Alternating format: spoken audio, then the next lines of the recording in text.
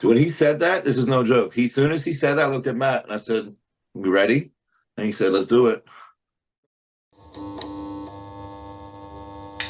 What's up, Desktopers? Xavier Wills here for Desktop Bodybuilding, and we are back with another bodybuilding news video. And let's kick this one off with updates from your 212 Olympia champion Keone Pearson, who's been making that steady progress in his off season. And I say steady, but it looks like Keone's adding some significant muscle pretty damn quickly to his physique under the guidance of Patrick Tour.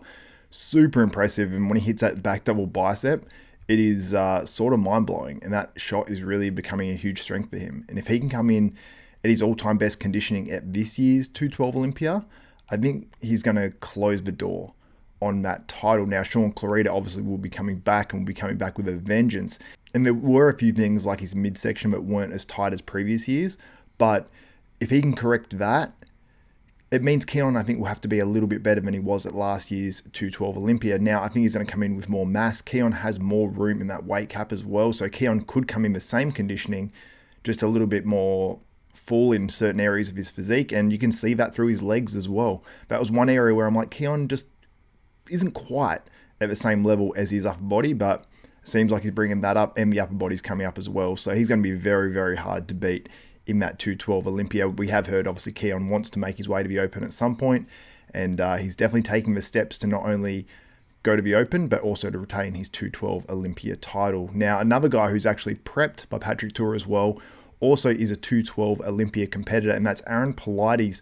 He's also featured on the Bodybuilding University podcast on the other channel. Make sure you guys subscribe to that one. That's where you'll hear all the podcasts from Desktop Bodybuilding and also all the interviews as well. 2 podcasts going up a week, an interview going up a week. Check it out. The link is in the description below. I'll also put it up there right now as well. So check that out. But Aaron Pilates is looking crazy right now. He hasn't competed since the 2019 212 Olympia, where he placed 9th place in a stacked 212 there as well. And he actually beat out Angel Calderon at that Olympia. Now, it's a different Angel Calderon, but I also believe it's a different Aaron Pilates as well. And I think he's going to be right up there in the 212 Olympia. First stop is the New York Pro, where we're really going to see a test for Aaron, where he's going to be up against Kerif Badjo, who's one of those guys who's right up there at the top of the 212 in the Olympia. So if Aaron can get that win, he immediately puts himself as one of those guys that can challenge for that 212 Olympia title in 2024. But let me know what your thoughts are on Aaron in the comments below.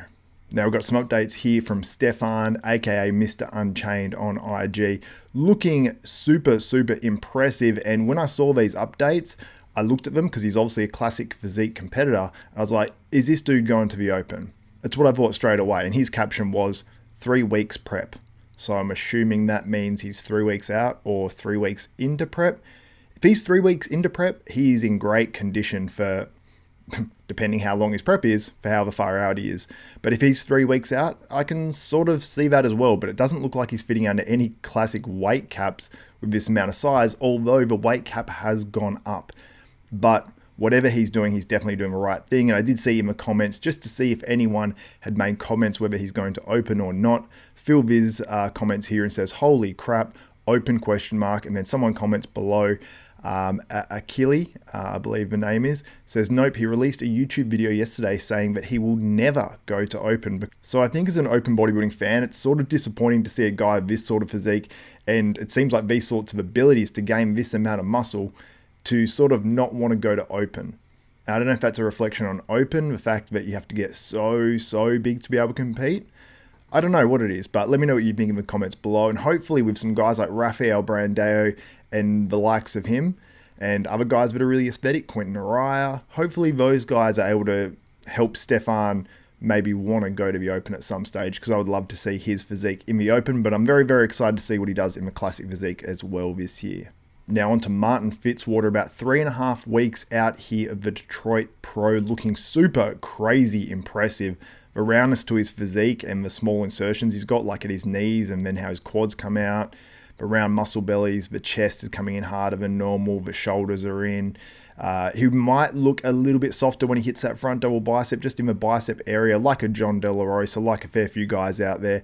But I think that's going to be improved, and I am just so impressed with how Martin's looking overall. You can see he's 243 pounds on old school scale, and if you look in the background as well, he doesn't have his shirt on.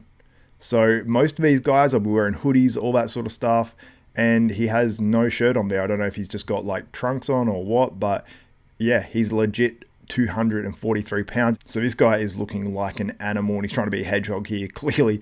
No, but he's doing all those extra things to get better, which is like Stan DeLonge does, which you can hear on the latest episode of Bodybuilding University on that new channel that I spoke about earlier.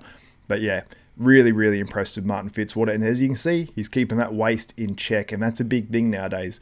If you add all the mass and you forget to keep that waist in check and you lose it over one off season and you just can't get it back, that can be career defining. So I love that Martin's actually made that a point of emphasis as well. But one of the guys he'll be up against at the Detroit Pro is Justin Rodriguez, who to me is looking dramatically better. All these updates you're seeing now are from the last 3 days.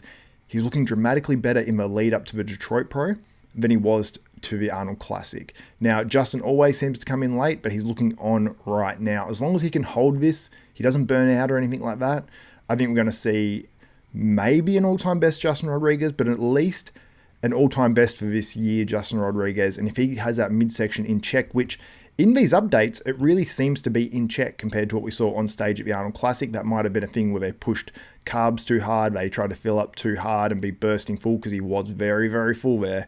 But here he's looking much improved. So I'm excited to see the progress and how Justin Rodriguez looks on stage. Now, this one came out of left field. I saw this posted up by George Farah, who, if you don't know, George Farah was the coach of Kai Green, many famous bodybuilders out there that you'll see on the screen in just a moment as well.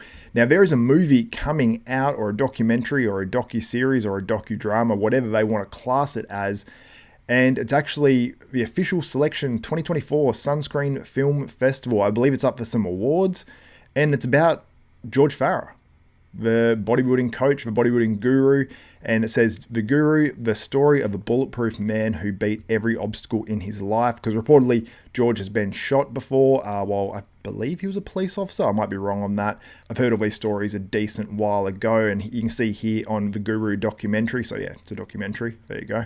On IG it says the Guru, the most star-studded bodybuilding documentary featuring legendary icons in the sport.